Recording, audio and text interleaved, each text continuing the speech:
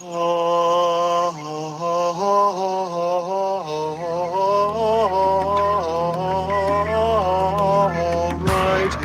then. Stuck him in the head with a crankbait's what happened, and now I'm about to rip it out of his head. There he is. That's on me. I'm so sick.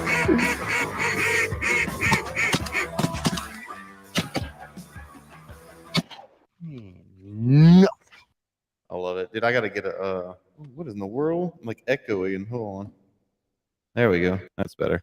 No, I need to get like a little video or something for the live part because people just staring at us listening to the Right. intro. I mean, it's okay on the podcast form if you listen to it on podcast platforms, but I think we look a little awkward playing that. But Just put together the clips from the sound bites you took. yeah, that's what I'm gonna do. I just gotta do it. But anyway, here we go. Welcome everybody to another episode of the Pelican Bone Outdoors podcast. I don't even know what episode this is, to be honest with you. But we're trying to keep it consistent. If you're watching live, you're on YouTube. If you missed it live, you're on wherever you get your podcasts. I'll try and record the lives every Tuesday or Wednesday, depending on my work schedule. And then the following Monday is the actual podcast form on Spotify, Apple Podcast, and all the other ones that I don't even know the names of, but it gets out there too. But today we got Derick Plaisance, my taxidermist. What's up, brother? What's up, man? Thank you for having me back. Absolutely. It was a good time last time, so what the Yeah. heck? So yeah, today we're gonna be doing a little underrated, overrated, or overrated, underrated, however you want to say it. Got this idea from my buddy Alex, who has a podcast, who I believe got it from someone else, and I can't think of the name. But yeah, I thought it was a great idea. I listened to a bunch of his. It's fantastic. So, here we go. We'll just jump. Well, actually, no. Let's talk about real quick about what we're doing Friday. If y'all seen it on the channel, I went out and caught a bunch of Rio Grande cichlids, which are invasive to Louisiana, and there's actually a kill order on them where you have to kill them if you catch them. Can't throw them back. Can't even possess them live. You have to myrtleize them, throw them in the woods, throw them in a bucket, take them home, whatever. Can you use them for bait? Yes, but I don't know if you can use them for live bait Gotcha. because, yeah, I guess the potential of them getting off and still being alive, which, I mean, I don't know. Use them as cut bait. Yeah, I know that. I know for a fact you can use them as cut bait. Question is if you can use them as live bait, because I guess technically that'd be possessing them live, Right. and that's what's against the law. So, but yeah, Derick called or he texted me and said where can he get some because he wants to. Would you want to mount them, huh? Yeah, man. They're just really cool looking fish. How they have all those almost like fluorescent neon spots on the side. So I'm gonna attempt it. I'm not really sure how it's gonna come out. I'll probably try to skin mount one or two, and then I may try to make an actual like reproduction. A replica, yeah. Yeah. Well, shoot, let's skip the first one and go straight to fish taxidermy then.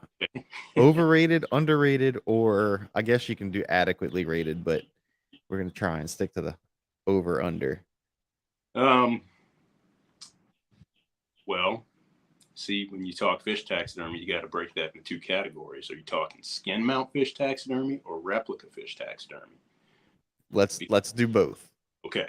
Skin mount fish taxidermy, in my opinion, and I have friends that would gut me for saying this, it's highly overrated. And I think we may have even discussed this the last time. Like, yeah, they just don't hold up. I don't care. The best fish taxidermists in the world could do the most flawless skin mount, and over time, it's eventually going to break down. The fins are going to break, rot. It's going to bleed grease. They have to be touched up with paint. It's just highly, highly overrated. But I also feel like replica fish taxidermy is somewhat underrated because everybody just views it as a it's like, oh, it's a fake fish. What's the point? Right. Well, if you're into the whole catch and release thing, which Yeah. I know you kind of have mixed feelings on, I kind of have mixed feelings on. Um, it's perfect because you can catch fish and take a picture of it, take some measurements, let it go, especially like a big bass or something that you want to release to potentially catch again, or have as part of the breeding Right. stuff. Take a measurement, which you got to do anyway while you're on a boat. If you were going to keep it, snap a few pictures, good pictures in the sunlight. Don't take a picture with yourself like casting a shadow on the fish and then expect you to be able to do a great paint job, or blurry photos. And I was actually, to just kind of sidetrack for a second, you had posted, I don't know if it was on your Facebook, your Instagram, something about how much you love the bronze on the redfish. Posted 2 photos, and one of them was like midday, and one of them looked like either evening or morning. It was early morning. And the color difference between the now, two. Those fish were that different in color. Oh, really? That wasn't necessarily like, because like redfish, if you catch them out like Grand Isle towards the salt, like in the heavy salt, they tend to be white at lighter color. And the more you get into the fresh water, that tannic water, like brackish water, that especially that clear tea looking color water, they tend to just get that. I mean, a fire bronze. I mean, just awesome look. Yeah. I thought it was 2 different fish. Yeah, I thought it was like a contrast of the light. And I actually saved both photos because I was like, oh man, this is great to like show people as a reference when they want me to paint one. Like, take a decent picture at a decent time of day. You can still tell them that. They don't know the difference. They won't know it was not different fish. The point's still made, right? So, yeah, but the lighting definitely makes a difference for sure. Oh, huge difference. Huge difference. Now, for me, I'm going to say, going off of what you said, I'm going to say like the actual flesh taxidermy is underrated. Because now it depends. Like me, I love it. Like this fish behind me is, I mean, no one would pay money for it because the fin's cracked. There's some of it split. You can see some of the styrofoam inside. Right. But I love that. I love that old look. Like I love old taxidermy. That $5 garage sale taxidermy. Yes, that's aged. It's been dropped a couple times. I mean, that's me. I mean, shoot, I got a deer mount downstairs hanging, because my house was raised, so it's outside in the elements, but under my house, that I found in the marsh after Hurricane Ida. Like it came out of somebody's camp, and I went and salvaged it, and I put it up. It's still got marsh grass and everything on it. I love it. Awesome. But going off also what you said with the replica, that makes sense with like bull reds. I don't keep bull reds anymore.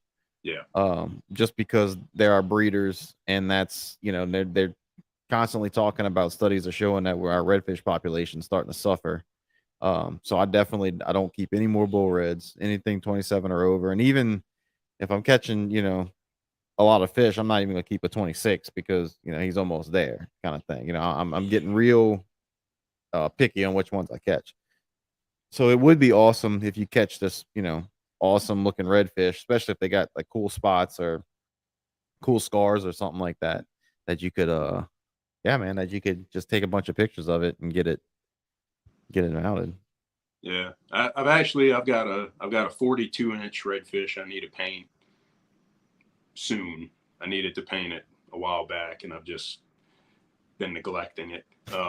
Because man, it's a job to paint those big fish. It really is. I bet. It's airbrush. Yeah, it's all airbrush. I use some spray paint. I use a lot of like women's makeup, glitter, really, powder. Yeah, it's just a combination of things just to get those iridescent effects that are in the scales and stuff. But it has a perfect, like the photo I got is the black spot on the tail is like a perfect heart, like somebody. Oh, that's awesome. Yeah.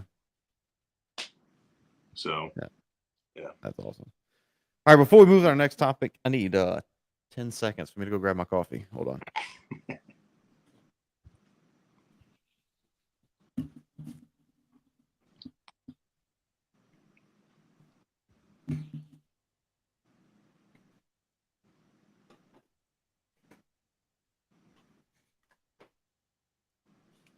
All right, sorry guys. I've been up since quarter to 4, 3:40, something like that, because I did a video, it got back, had to do the cooking part, and then I had to put an air conditioning unit and a whole bunch of other stuff in, and and I had to do a podcast. So, and then Derick said he was making coffee, and that just got my taste buds wanting it. So here we go. Then I choke on my coffee. That's awesome. So better time to choke. We're not going to discuss it because I'm sure we both agree coffee is neither underrated or overrated. It's just necessary. Yeah. Coffee's in a category of its own completely. Right. Like, it is necessary for life. So regardless of how you feel about it, it must be consumed. That's right. Pirogues. How do you say that word? All right. So I had a feeling you were going to ask me that. I feel like it depends on where you're from. Oh, absolutely. Okay. So like I live on the North Shore now, and I work in Baton Rouge, and everybody up here says Pirogue, and they like pronounce it Pirogue. They say it's right. Stupid. So if you're listening and you're from up here, I'm not even sorry. It just doesn't sound right. But you can't pronounce the G too heavily either. So the way I was thinking about it is you have to say it fast enough to where nobody really knows how you pronounce it. If you they're not sure if you said the G or not. Right. Just Piro. So I say Piro. I don't say the G. Right. But I don't say it slow either. I say Piro. You don't really say the G, you just kind of hit the G slightly. Yeah, in passing. You're great. Because I've heard Pirogue. I think it's the three. Pirogue is just people who don't have no idea what they're talking about. Yeah, they're just from another state and they read it. Out of state, north of Alexandria. Right. Those. Yeah. And for people who don't know what a Piro is, it's I guess it's basically a low profile Cajun canoe. I guess they're originally made out of cypress or something. Yeah, like a more comparable to like a cypress dugout, I would say. Right. You know, which how they originally started, and then that was modified into what we know as a pirogue now. Yeah, now you got aluminum, fiberglass. Yeah, I guess they still make wood ones. But all right, overrated or underrated, the pirogue? I think they're underrated. Yeah? Yeah. Because if you think about it, they only really exist here. So yep. I feel like everybody else is missing out. You know, you talk to guys out of state, and I mean, I know doing what I do, I've met people all across the country that duck hunt in different areas, and they're all using boats in the same manner that are way heavier. Right. Layout boats, canoes, kayaks. It's just I feel like fiberglass. You know, if you get into wood, that's heavy. My grandpa has a cypress one that he built probably 50 years ago, and it's heavy as can be. And then I have a 12-foot round bottom that's fiberglass that my dad made me when I was in high school, and no exaggeration, it's 16 pounds. Really? Yeah, it's awesome. I need to get one of those. Super tipsy. Like, yeah. Like, you know, you got to hold your breath when you get in it, but so it's awesome. I've never owned a Piro, believe it or not. I live on the bayou and I still don't own a Piro. I have one downstairs, but it belongs to my buddy and it was his grandpa's. So I need to get it back to him. I don't want nothing to happen to it. It actually survived Hurricane Ida out in the back of my yard. And I'm like, I need to get it back to him before something else happens to it. Right. So when I got back from Hurricane Ida, my whole backyard still had water in it for, a week later. actually used the Piro to go paddle around back there to check on my neighbor's like garage back there to see if his they had put their chickens in there to see if they had made it. And yeah, it took me about, I don't know, 8 tries to get in this thing because it ain't as sturdy as my kayak. I can tell you No, that. no, it's not. So that's what I worry about. Because all right, so I'll give mine then. I think. See, I don't even know if I'm qualified to give this because I've never owned one. I'd say overrated in the fact that what we have now with kayaks and stuff, how much more sturdy they are. But I would say underrated in the fact that, again, the weight and the simplicity of it Yeah, for something that you would do with it, like duck hunting. And, like you can throw that in top on a flatboat, get to a spot, and then, use the Piro to get up in the weeds and disappear when you're right. duck hunting. Well, I can say that I've used both my pirogue and my kayak out here in like Man Shack Mm-hmm. to go. I like to go once everybody's finished duck hunting around like Right. 10, 11 and just go shoot pool dew and gallon. Yeah. That's that. Like, I don't care about shooting ducks, but I'll go out there to do that. And having used both, the kayak is a lot harder if you get stuck over some lilies. It's harder to pull because it's heavier, and Right. try to push in a kayak and it just wants to like grab onto that grass.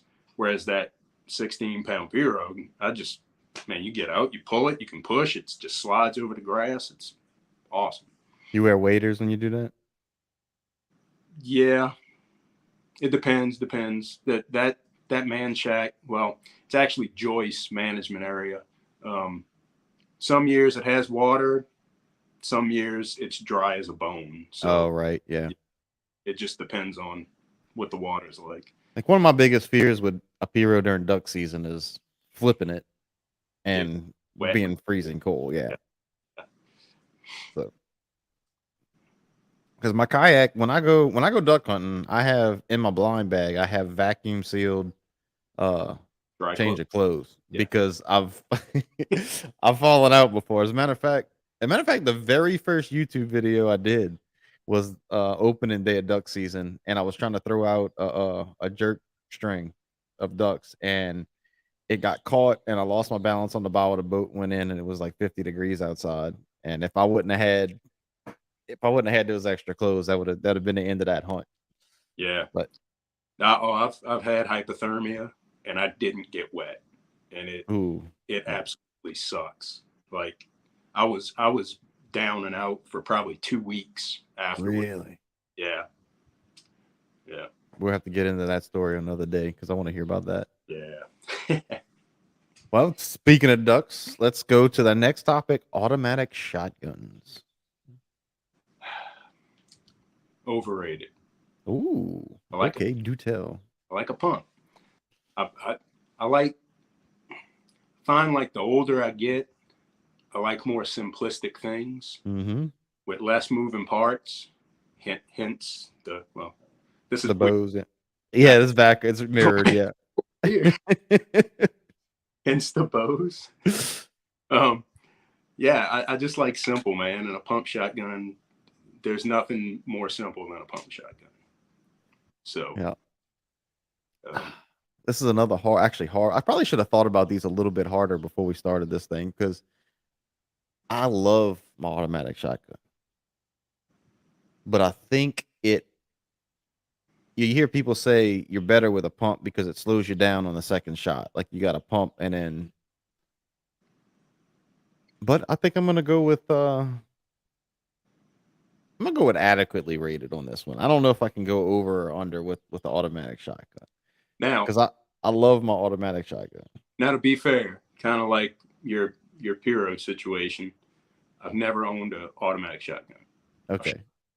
While hunting with other people, just to see, it just wasn't for me. I like a pump. I like the way a pump feels. So yeah. Now you want to go functionality versus, I don't know what the other word would be. nostalgia, maybe. I prefer a crack barrel over all of them. A double barrel. I went and bought a side by side, just old 12 gauge. I think the things my age or older, so it's like almost 40 years old, if not older.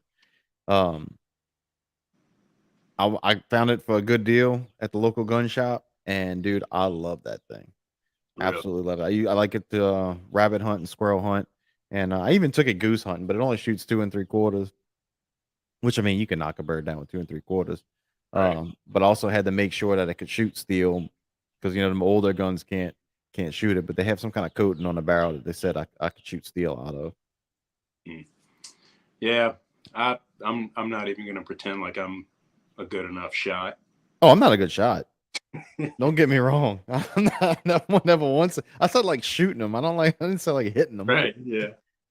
Because no, that I go through, and that's another thing. Probably shouldn't use an automatic because I think I go through shells a lot quicker with that automatic. Because Yeah. I'll shoot at the same duck 3 times and he still flies away. Right. Yeah, I don't know. I need to practice. I'm not a good shot at all. But I did realize recently we went shoot with my buddy Frank, and I shot with both eyes open because my partners kept telling me to shoot with both eyes open with the shotgun. And we were shooting skeet, and dude, I was nailing them once I started opening both eyes. Yeah, so I've been doing that for years, just with even shooting a rifle, shooting a Oh, I bow. can't do that. I just both eyes open. I don't know what like you said, I feel like when you close an eye, you lose Depth perception for sure. Yeah, and I feel like you just kind of lose the overall target, you know. I think my hardest thing with doing that with everything is I'm left eye dominant, but I'm right-handed. So if I have both of my eyes open trying to see through a sight on like a rifle, my left eye wants to take over and it throws off the sights. But with a shotgun, you're just looking at the one bead. You're not trying to line up, two things. And I think that's why I can do the shotgun, but not the other ones. But I think this season coming, I'm putting a red dot on my shotgun. There you go. We'll get it done. We'll figure it out. Because we don't have enough ducks to be missing them all. We only get a few shots every hunt. You got to make them shots count. Chick-fil-A. All right. So I don't really eat fast food, but the hype behind Chick-fil-A. Right. These parking lots are always full. So yeah. So I got to go. I don't know, man. I can't say it's overrated because it's pretty damn good. It's like the only, chicken sandwich you're going to get that you can actually identify as an actual piece. So I'm not going to say it's overrated. And you can be in and out in like 30 seconds. Yeah. But I'm not going to say it's underrated either because like everybody knows about it. So that's a hard one because as far as like the food goes, food's good. Don't get me wrong. But it's not, to me, it's overrated as the parking lot is always full. Yeah. And it's not, it's good. It's all right, but it's not like something like super. Remember when Popeyes had the chicken sandwich first came out and they like sold out for forever because like there was so many people all over it. Right. They're like that with Chick-fil-A all the time. It seems like. Right. But I got to give them credit for their service. When you go to a Chick-fil-A, it doesn't feel like you're making that person work when they shouldn't have to or something. Like you go to Burger King and you swear you ask for their firstborn child when you're trying to ask for a burger. Yeah, it's like they're miserable. It's like going to the DMV. Yeah. Oh, it's terrible. Can I take your order? Yeah. Can I get this, and this, and okay. Right. I'll tell them thank you, have a good day, and they're like, and that's it. That pause and that sigh. It's like you want fries too? I mean, I do that all day at work too, but I don't deal with people. Like right. Well, that's different. That's different. You're serving the public here. Right. You need to at least put on a happy face. You don't have to really be happy, but try and fake it. Yeah. I'm with you. Yeah, but the thing is, I love Burger King. I love them Whoppers. Like I've been trying to stay away from fast food, but I'll crave one of them big old Texas double Whoppers with the jalapeno and bacon on it. Dude, I couldn't even tell you the last time, probably like a decade since I've eaten Burger King, if not longer. Man, you're gonna live so much longer than me. Just don't, I just don't do it, man. Live bait.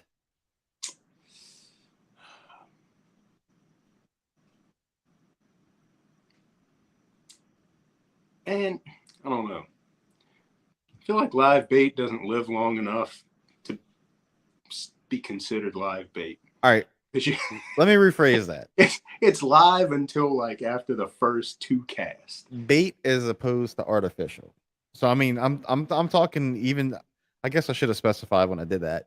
Right. Not necessarily still wiggling, but live shrimp, dead shrimp, frozen shrimp, just actual meat or whatever. Worms, anything that was once alive. I'm gonna go underrated. I feel like everybody will navigate more towards soft plastics, artificials, just for the convenience aspect of it. And then they try to figure out what color is going to work best. But why not just use what the fish actually eat? That's how I look at it. Simple as that. Simple. Fish aren't eating a hot pink lizard with a chartreuse tail, or you're not wrong. They're eating shiners, they're eating shrimp, they're eating whatever falls in the water. I'm gonna have to disagree. You just educational tonight. No, I gotta go with overrated. So it's good. It's good if somebody don't know how to fish. Like all the guides usually have shrimp on the boats when they take people out. Because if they're not biting on anything else, usually a live shrimp, you can get something to bite on it.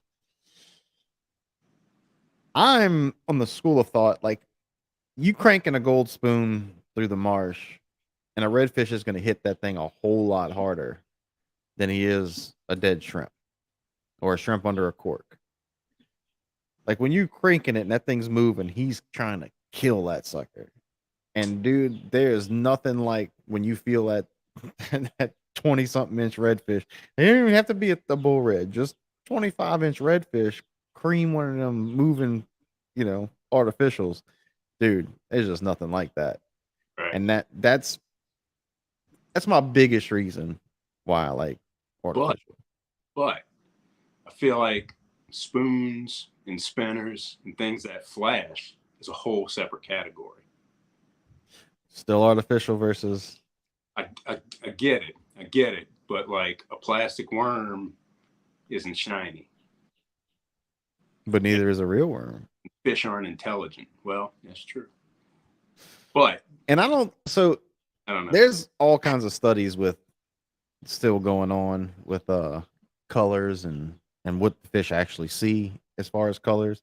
I have to see if I can find it. I have it was on TikTok or Reels. They took basically the rainbow color spectrum and they started at the surface of water and went under, and as it goes down to see how the colors change. So right. Some of those bright colors they look brown and after so many feet of water, and it's not that far when they start changing. Like I think red was one of them. Instead of red, it kind of turned brown to the eye, and it's just the way the wavelengths in the water, the light, and all that sciencey stuff that I don't really know. And but too, like I don't really know how a fish's eyes actually work. Like all animals see color in different ways. Yeah. Like birds can see colors that we can't even fathom. Mm-hmm. And deer can see UV, violet spectrum, and all this stuff. So I don't know. I would assume fish because, when you first pull a fish out the water and it's super like agitated, mm-hmm. It's as vibrant and colorful as it's going to be. Yep. And you put it back in the water and it just kind of dulls out and it's not as bright. So I would assume that they can see those changes in their own color for like defense mechanisms or survival. You know, if one fish sees another fish light up, so to speak, and I'm just talking out my ass, Just but spitballing, yeah. good. You know, I would assume they see one fish, you know, change and they all freak out. Right. Like a warning. Yeah. Yeah, I don't know. I've been wanting to try and get a biologist on here. I'm trying to find a biologist that I can get on here. I think it's gonna be tough trying to get a wildlife and fisheries biologist because they got to go through hoops for wildlife and fisheries to get permission to do these things and all that stuff. But if I can find a like a private biologist, I'd like to get them on here. Yeah. Talk about that crazy stuff. What's up, Dat? Welcome, man. My boy. All right. Bass Pro / Cabela's. Overrated. I don't even have to think about it. No, don't. I almost didn't even get the question out. Why? Man, I just feel like it's like when I was a kid and the only access you had to Bass Pro or Cabela's was a catalog. It was so much cooler because you couldn't buy. I mean, like the only place you could go buy like outdoor gear was, at least on a West Bank, was Walmart, and there might have been like Game Fisher, and I don't know what it was so long ago I can't even remember what they sold other than crickets. Right. But so you get this catalog and it was all exciting because they had all this cool stuff that you didn't see in stores. And now that there's a Bass Pro or a Cabela's every 30 miles and you go in there and it's just like, for as much stuff as they have, they don't have anything. They don't have anything you want. And yeah, I think it's overrated. And the taxidermy is garbage, just straight garbage. Really? Yeah, it's terrible. I've never looked that close, and I don't know what I'm looking at anyway most of the time. And I know that's irrelevant to the question, but I just needed to say it. Well, no, that's all part of it. I mean, because Cabela's and Bass Pro, that's part of it. That's, when people think about it. I mean, I've had people say that my back wall right here reminds them of like a Bass Pro or Cabela's when you walk in. It don't, because that goose looks good. Yeah, that's right.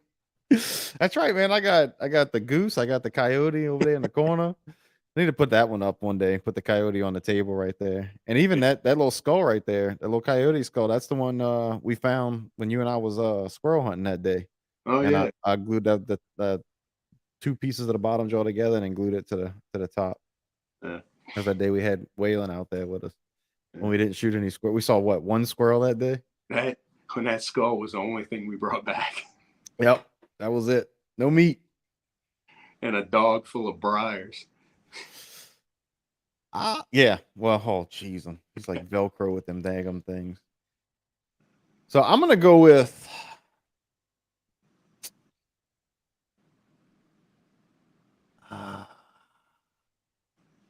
It's just going to be another adequately rated thing, I think, for me. Because I get it. There really isn't... It's a big, like you said, it's a big place full of nothing. But it has more than any other place around me that I've been to, if that makes sense. So, yeah. Like Bass Pro over here has way more baits than Cabela's does. Yeah. Which I like that. I mean, I like to be able to go look, and I don't hardly ever buy a whole bunch of them, but I like to be able to look and see what they got with everything. Because as great and convenient as Amazon and online stores are, I still like to go to a store, put my hands on it, and walk out with it. Yeah. So for that, I love that. And then I do like that nostalgic feeling. I like walking in there with the taxidermy, with the old stuff on the walls. I mean, that's why I made that backdrops, because I love the way that looks. I love the way it feels. It just feels like a camp. Feels like, you're out in a cabin in the woods or something. And that's what I like. It's like it's more about the experience, I guess, than the stuff they got in there. Plus, their beef jerky is really good, and it's like cheaper than most. Yeah. Well, and two, if you go in there, they're gonna have stuff, which I can say is like the plus side of it. They're going to have stuff that you can't get locally. So, you know, like going when I first decided I was going to go elk hunting, I could walk in Bass Pro in Denham Springs and go buy elk calls. Right. And, you know, practice on them in my truck on the drive home. I can't go to Academy and get elk calls. I can't go to Walmart and get them, but I can go there and they're going to have a handful just for me to get a feel of it. And, you know. And they also have trapping supplies, which they don't. You said Tractor Supply? Trapping. Oh, yeah. They I got Tractor Supply. No. Tractor Supply. I like Tractor Supply. I wish I had one of those too. Especially now that I got chickens in a chicken yard and stuff. So yeah, but Bass Pro and Cabela's trapping supplies are like stupid expensive. Yeah, they're ridiculous. But yeah, if I need something, because I'm with the Trappers Association and I became an instructor, and when we go on these like trapping workshops and stuff, I'm still, I've only been doing it for 2 years, so I still don't have a lot of stuff. So if I need like these little S hooks or anchors or whatever, that's a place where I can pick it up on the way and go. Right. Because I mean, we're all the way on the east side of the state, and everything we go to is at least past Gonzales. Yeah. So I can stop and get me some baits, some lures, which nowhere else around here sells it. Like actually in Slidell, I think Sportsman's Warehouse, I think it's called. I think they have a few things. See, now that's a good store. But they sell like higher end. They just sell better stuff. Yeah. I feel like Bass Pro Cabela's, you're limited to their brand and a handful of other things, whereas Sportsman's Warehouse sells kind of like everything. Yeah. Well, Cabela sells Sitka, which, I'll probably never be able to afford, but I really, really want some. Yeah. And I don't know. I got mixed feelings about. That'll be on the next overrated, underrated. Yeah, we'll just save that for next time. But I think for the most part, camo is slightly overrated, and we'll just leave it at that. Camo in general, or their camo? Just in general for really. Yeah. Yeah. Oh, that's interesting. Yeah, that's interesting. I'm gonna have to write these down we'll have to do this again. Write that down. Sitka and camo. All right, next up, roundabouts. Dude, I'm all for them. Yes. I think they're highly underrated, but I don't think that the human species is mentally capable of using them to their potential. Because I've got one not a mile and a half from here, and it's like people have never encountered it before. There's no stop sign, and everybody stops. Everybody. That's hilarious. It burns me up, man. Because they're not for every intersection. That's for certain. I mean, you can't use them on like an 8-lane highway, obviously. Right. But for a lot of those small intersections, especially in country towns, like you can eliminate a red light or the stop signs and use a roundabout. I love them. I think they're fantastic. They're great. They're awesome. Yeah, they're definitely highly, highly underrated. The people who use them, not so awesome. Well, people suck. Yeah. That's just in general. The individuals okay, but when the masses we're just stupid. Yeah. I'm with you. We're our own worst enemy. Short form videos, like short form content, like TikToks, Reels, and Shorts. So I don't use TikTok. There was like a threshold I hit somewhere around Snapchat where I was like, I'm done with, like, I don't care about anything beyond this. Right. I didn't get it, and it seemed like complicated. And I'm like, why do I want to see a 10-second photo of somebody randomly followed by a bunch of cartoon versions of themselves. Because we're getting older.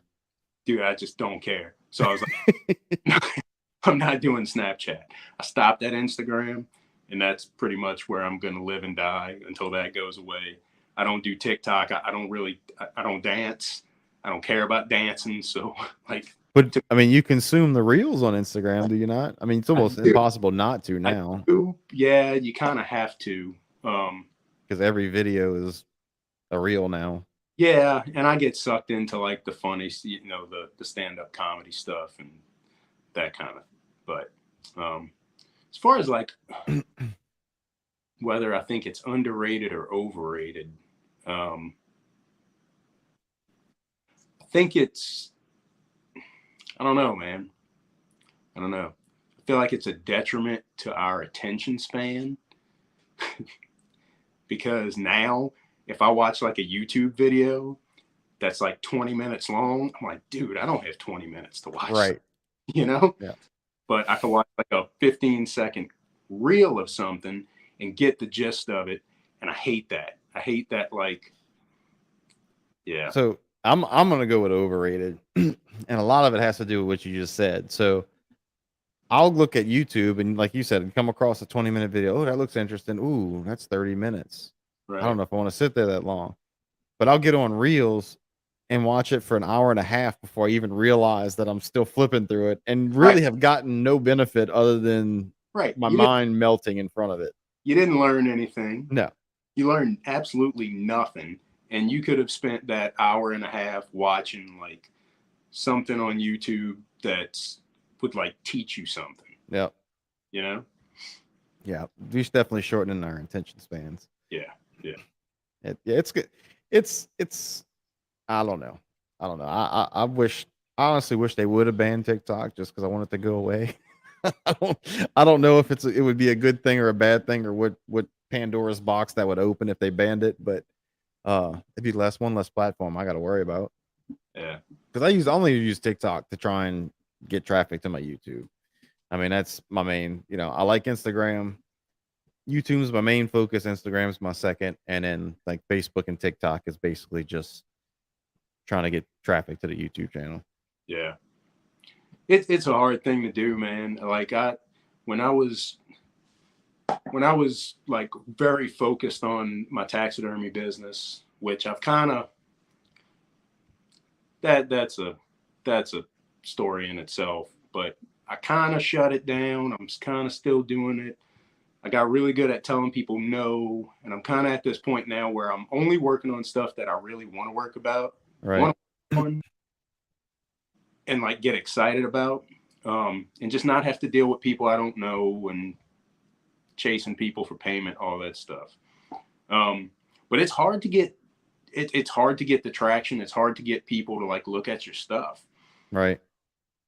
And it's frustrating because you look at somebody who may be doing something, like, man, I know some of the best taxidermists in the world.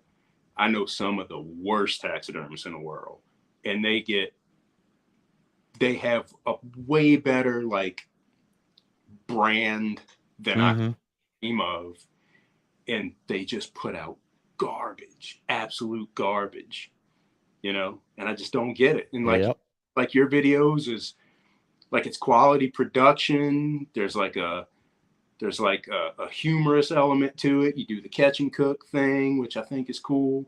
You're like highlighting the invasive species thing, like with the nutria, the cichlids, all that stuff. And I feel like there's somebody out there that's putting out crap that's doing better than you, and that makes me mad.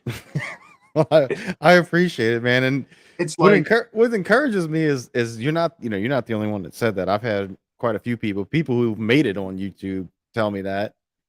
I don't know. It's either just not my time or somebody over at YouTube just decided to hate me. I also think, and this is getting more into like just culture, stepping outside of the TikTok, everything. But I just feel like people in general appreciate watered down, just like talentless crap more than they appreciate some people who actually put forth more effort. It's probably due to TikTok. Like if you look at popular music, popular art, popular TV, like it all sucks. Yeah. You know, same thing with the, you know, the taxidermy, the content you produce. You know, it's like the good stuff doesn't get the recognition it deserves.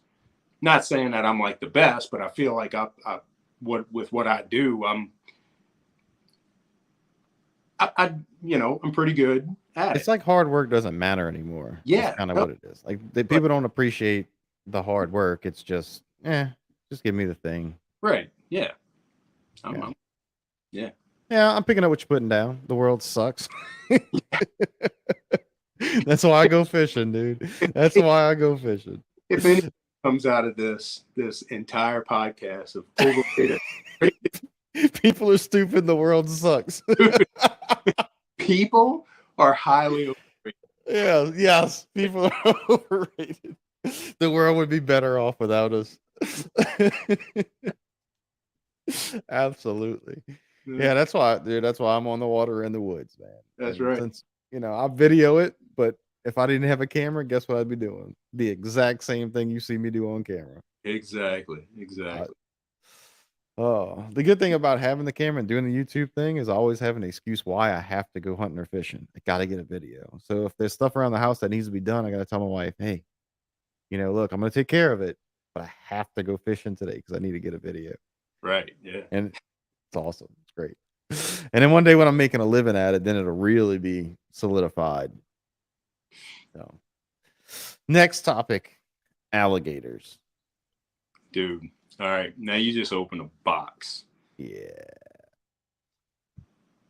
So, alligators in what context? Hunting them, seeing them, eating them? Yeah. All right. Overall, just whatever's in your mind, just let it come out. All right. So, I've been kicking around this idea of starting like a nonprofit called Alligators Aren't Green. Hear me out. The only thing that makes me more mad than traffic circles and everything else that I told you is when I see a green alligator. Every alligator you see in a cartoon or in a coloring book or a mascot is green, but you have never seen a green alligator in your life. And you know what? I'm sitting there looking at one right now and ain't a spot of green on him. That's right. Because whoever's watching the video, if you can, let's see. There he is up there. That's the tail of him. I mean, that's brown, tan, black. They're not green. Yeah. And we have a very good mutual friend who's a tattoo artist, and I like to remind him all the time.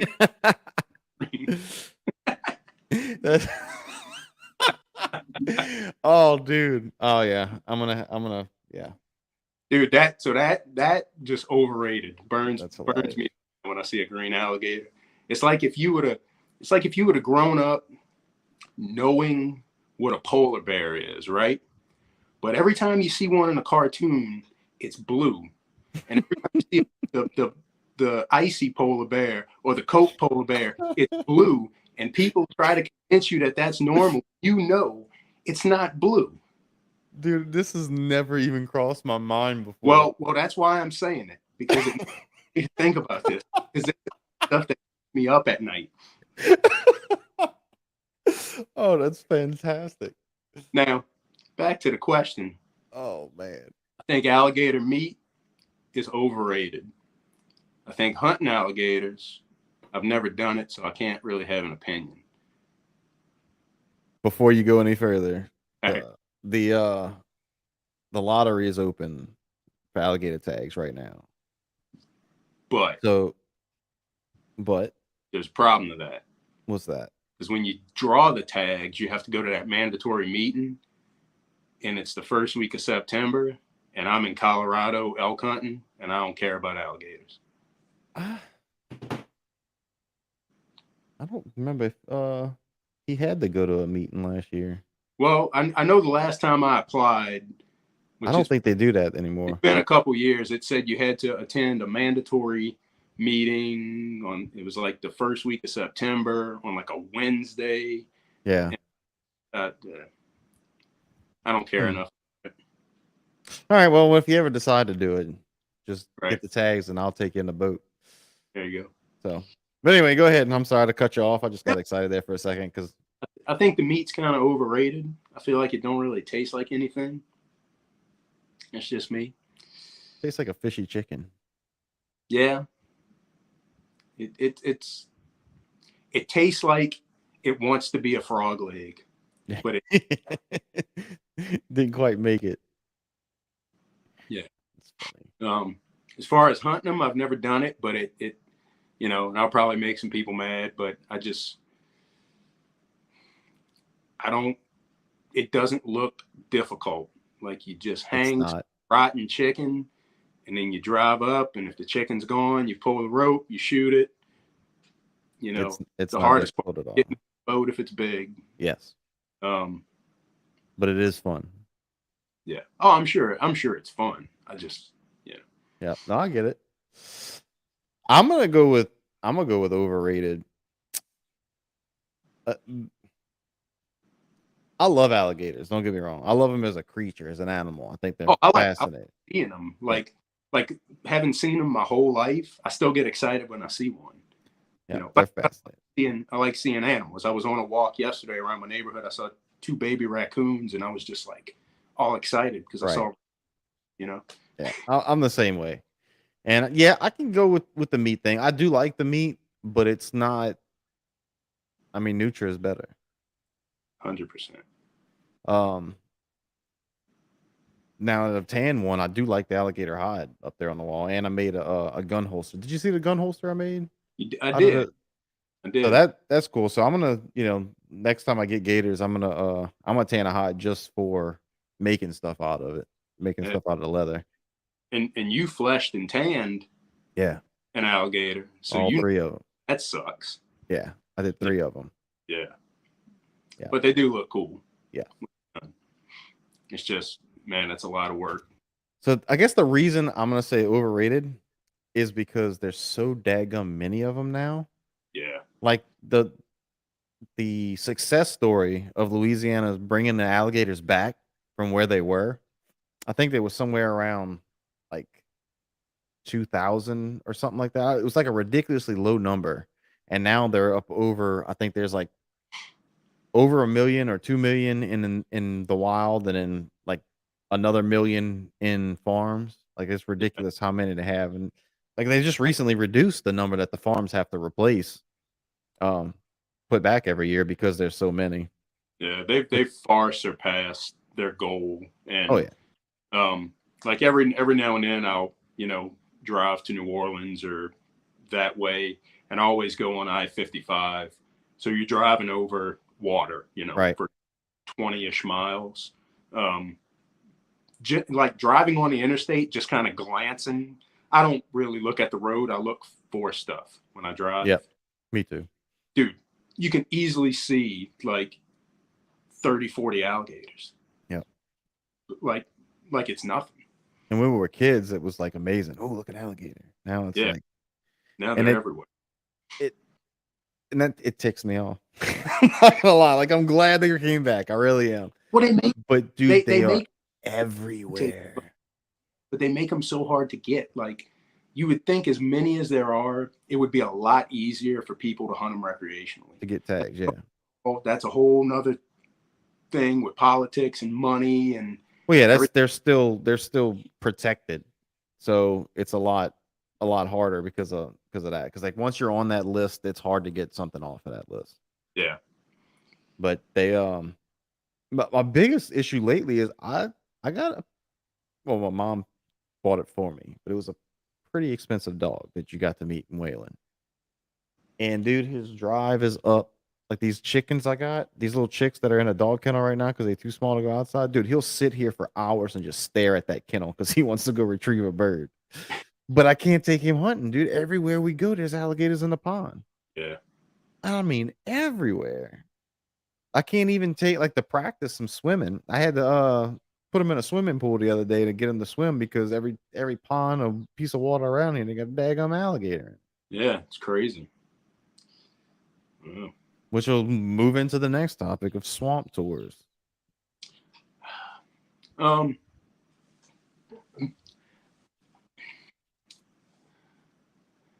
You know, I know this is overrated, underrated, but I feel like I don't really have an either on that. Like I think swamp tours are cool because it for a touristy thing, you know, it kind of gives, you know, it's like tourist revenue for communities Right. like eating stuff. I think that's awesome because people are just in awe of the stuff that we take for granted that we get to see every day. Yep. You know, and if you step back, you know, when like no different than you or I going somewhere else and being amazed by trees or Mhm. we don't see, you know, same thing. So I think that's cool. And like we went down to, my brother-in-law lives like south of Miami, and we went down there like right after Christmas, and we did like a swamp tour airboat ride through the Everglades. It was awesome, like totally awesome. So I think in that regards, they're kind of like, I think most people would view them as overrated, but I think they're kind of underrated if you like truly appreciate that sort of thing. Right. I have to go with the swamp tour itself for, you know, the people who participate. I think they're underrated. The swamp tour companies are highly overrated.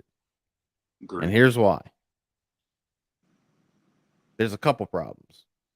One is those freaking airboats. Okay. They're fun to ride on. They're cool. But they're so daggum loud. And we have canal right here by my house that Yeah. they're not supposed to be in because it's too close to houses. Dude, them things rattle my windows when they're in that canal and they're not supposed to be, and they kick it into high gear and take off. Yeah. Drives me freaking nuts. I hate it. And they're everywhere. Everywhere. Like you can't go anywhere in Lafitte. I went down to out of Bayou Gosh into Zalman's, and I'm fishing over there and a freaking swamp tour comes by out with the airboat. Yeah. Drives me nuts. Now in West Wego, they got both that launched out of West Wego, but they got the pontoon boats, which I'm all for. Me, I would rather do a swamp tour on a pontoon boat. Yes. If I wanted to go on a ride on an airboat, that should be like a separate thing to me. Yeah. But a pontoon boat, you can actually hear yourself think. You can hear the guy talk to you. You know, to me, like while you're going, he can be, you know, teaching you about You this can and that. This learn and that. about what you're seeing instead of just Right. seeing. Yeah, because the airboats, I mean, they just haul butt until they get to a spot, stop, then they'll turn the engine off and talk to you. But it's different if you're going down, you know, this is a cypress tree, blah, blah, blah. This is this kind of bird, whatever. You can't do that in an airboat. I mean, they're fun, but I mean, I think it takes away from the experience. Yeah. The second thing I hated those tour guides, the swamp tour people, is they feed the freaking alligators. Dude, yes. That Burns me up so bad because all they're doing is habituating them, and somebody's end up getting killed. it's two things. Somebody's going to get killed or hurt, or if it doesn't even get to that point yet, they're going to have to kill the alligator just because it's getting too dangerous. And Yeah. you know, it's so easy to tell where they're doing it because I'm in my kayak most of the time. A lot, well, yeah, more than in my boat, I'm in my kayak. Kayak's 14 foot long. I've come up to 12-foot alligators and they go under and swim away. Yep. They're natural fear of humans. Even if they're not sure I'm a human, I'm a bigger alligator than them, technically, you know, something on big top of the water. So they duck and go. I was in my boat one day and I go in this little canal I've never been in before, it's a little dead end canal. As soon as I kill my motor, 2 alligators swim straight to my boat. Like that's completely obvious that they're looking for food from people because no alligator would naturally do that. Right. Because they have a natural fear of humans. When you go to places that have bears, they tell you don't feed the bears. Right. Yeah. For a reason, you know? Well, it's illegal for them to feed them. Yeah. But they still do it. And they post videos of it. And nobody does anything. That's a dude. People Yeah. suck. Dude, I think you just invited me on here to talk about how Just bash terrible people. people are. We don't deserve to live. Oh. Oh man. Yeah. Yeah, but I do love alligators and I do like the idea of swamp tour because I do like people coming here to get educated. Yeah, Because part of the reason we struggle with our coast issues is not enough people care about it because I mean really the only ones that care about it are the ones that are here. yeah, So it's not like a national thing. But if you get people to come here, see what we have, you know, like the fisheries and uh, you know, just all the wildlife we have here and the unique landscape that we have, you get more people to care, then it might, you know, you might get more of a national support or whatever. But you know, it is what it is. We'll yeah. probably end up New Orleans will be beachfront property at some point. But That's why I live north, man. yeah, wow, dude. I mean, I moved in this house and 3 months later Hurricane Ida hits and you know, Yeah, all hell breaks loose. But dude, I love it here. I love it here. If I move off the bayou, I'm going to the mountains. yeah, 100%. What about Boudin? I'm a fan, man. I think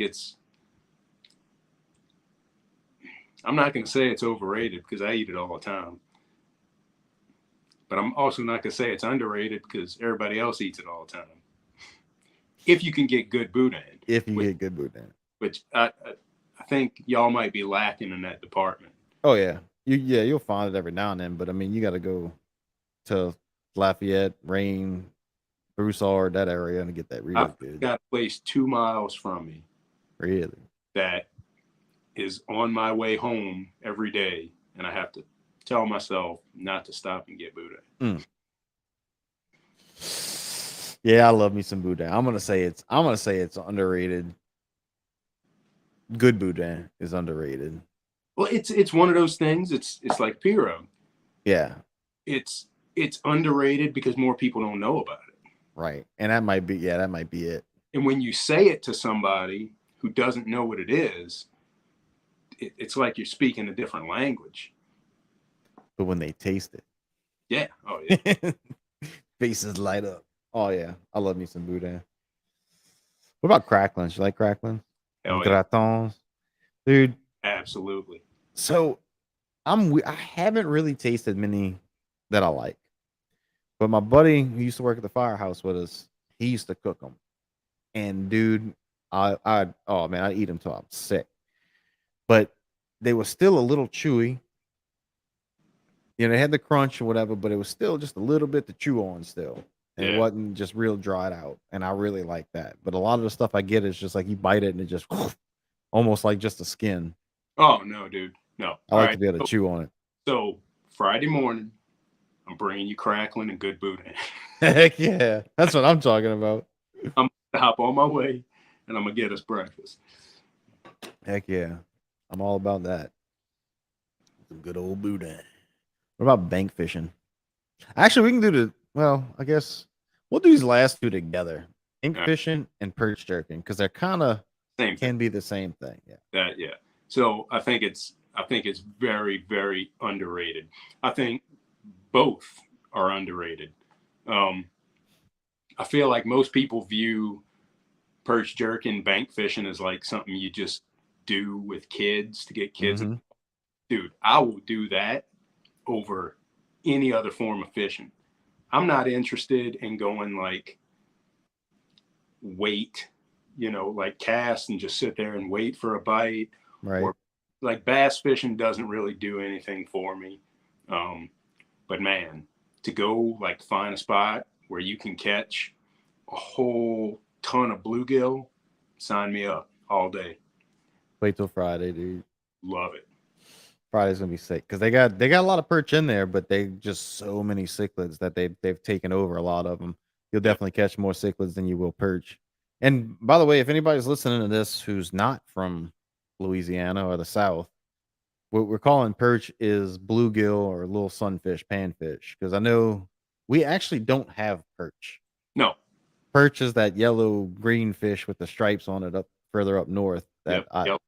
just found out about like last year. Did because that's all we call it. If it's not a sac-a-lait, which is crappie or crappie to the rest of the country, it's not a sac-a-lait.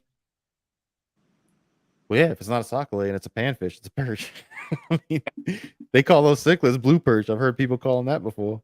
I have taxidermy friends like out of state, and they're just like, y'all just say everything wrong, or you just make up words for. They're not wrong. Just make up words for something, I'm gonna have to write a book on all the things that Louisiana people say different. I mean, a lot of it's due to the French, Right. but I Yeah. mean, we also have what Spanish and German heritage in South Louisiana. Yeah. But a lot of it's, especially the way, sac-a-lait, poodoo, dogri. I mean, it's all French. Yeah, that's all French. Yep. Yeah. Yep. But man, I just some of my best memories as a kid is just go and catch perch from a bank somewhere, like off the new highway, where they got the levee on both sides. Right. That it's all like fenced off and stuff. Yep. 30 years ago, that wasn't fenced, and you could walk that entire levee both ways, both directions, and just. So when's the last time you've been there? Man, I drove down Lafitte like 2 weeks ago, but I think we took the whole highway down. So it's a park now. Oh, really? It's called Parc des Familles, and you can go in there, and they just built a kayak launch and everything. Really? So you can launch in that, because that's actually a bayou. That's Bayou des Familles. It looks like a drainage ditch, but it's the bayou. Well, they built a fishing pier and a kayak launch, and you can fish that. And actually, the gate that if you're heading towards Lafitte, the gate to the left, there's an opening for you to go in. They actually have a trash can out in front of it, like they allow you to go park and go in there. Oh, really? Yep. There's people fishing it all the time. They got cichlids up in there too. Yeah, dude, we used to fish that all the time when I was a kid, and just wear them out between the bluegill, goggle eye, and sac-a-lait right there. Man, it was awesome. Yeah, I meant to say both of those are underrated. Even bank fishing, not just perch, but bank fishing in general.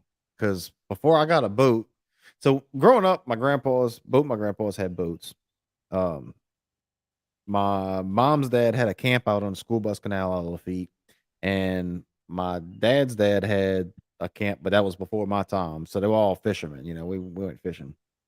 Then they kind of grew out of it, got out of fishing, and I went with my uncle all the time in his boat. Well, he passed early. He was actually younger than me when he died, younger than I am right now when he died. And that was my fishing buddy. So after that, I didn't have any way to go fishing. So it was all bank fishing at that point before I discovered kayaks. So we'd go, it was nothing. I'd go to Fouchon, Grand Isle if I wanted to go catch redfish. And because down there, you can just pick a spot on the side of the road and start fishing. And you just hit the spots and find it. So it's I don't know, it's something I do enjoy about bank fishing. Yeah. Now I prefer to be in the boat most of the time, but I mean, if you watch my videos, I'll still go beat the bank. And then perch, man, that's you get in a mess of perch, and it's just and they're so freaking good. delicious. So good to eat. Yeah, like so delicious. Eat. Whole or fillet? And I've always eaten them filleted. Yeah, and whole. That's a lot of work, man. Dude, I tried it the other day. I got it on. It's one of my videos, recent videos. I don't care for it. I don't like the bones. Yeah, I want to be able to just pop it in my mouth, little fish nugget, just pop it in my mouth and get on with it. And he's you ever had the cichlids? You ever ate them? No. It's pretty much like, I don't know if I'm gonna have to cook them side by side, but I don't think you can tell a difference. Just a little panfish. I would imagine it'd be similar. I mean, it's similar size fish. I'm sure they eat the same stuff. And, their meat's a little bluish.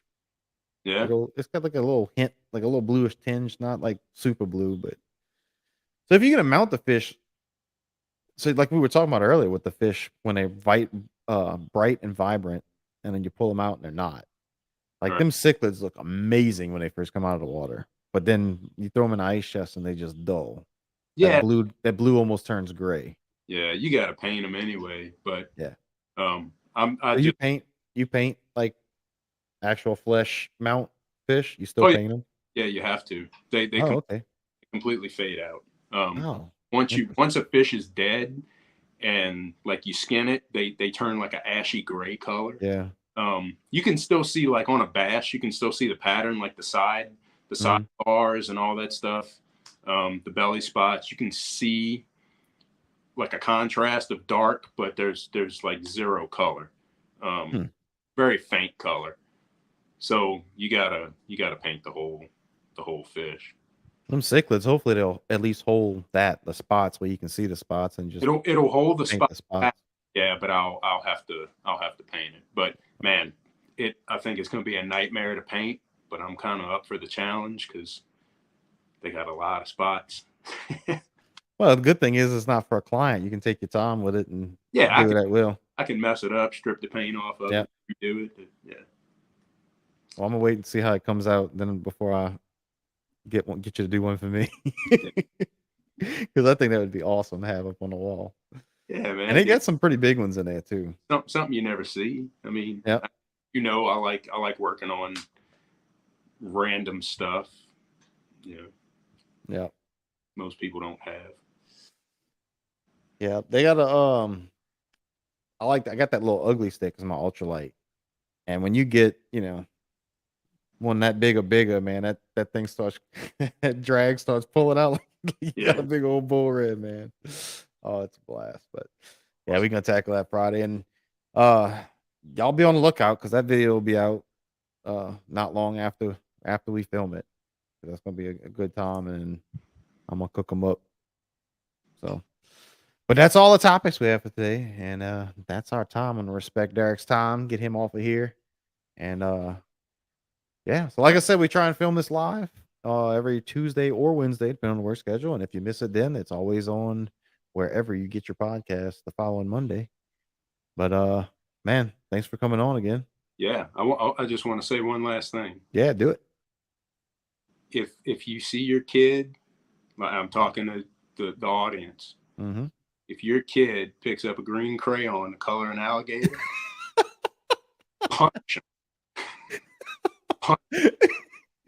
Dude, I'm gonna think that now every time I see an alligator. Like I'm gonna mess with people in their tattoos. that Like, lying is wrong. oh man.